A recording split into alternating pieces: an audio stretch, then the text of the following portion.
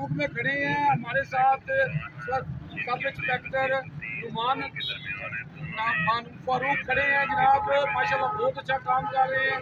हम अप्रिशिएट करते हैं इनको जनाब। इनको हमने कुरान पाक गिफ्ट करना है। कुरान पाक एक ऐसी किताब है जो अल्लाह के यहाँ महफूज है और अल्लाह ने इसकी कसम दी है, इसको कोई बदल नहीं सकता।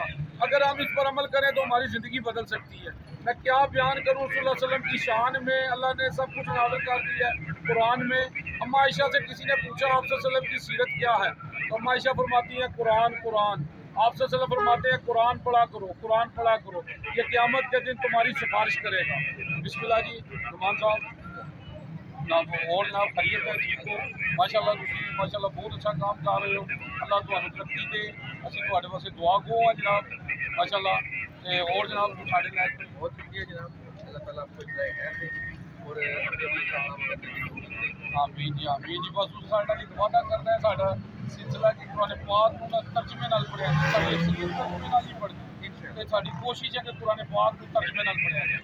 हां जी, आप सल्लल्लाहु अलैहि वसल्लम फरमाने जिसने कुरान की कायद को पढ़ के समझी है ना, उसने सुर्ख ऊंट अल्लाह की राह में सदका किया। हां जी, ते जनाब आज भी हम हर जंग जीत जाएंगे बदर की तरह अगर हम हो जाएं अबू बकर उमर उस्मान अली की तरह। अल्लाहुम्मा सल्ली अला मोहम्मद व आले मोहम्मद जी, जज़ाकल्लाह जी, फी अमानुल्लाह जी, जावा जी जेल।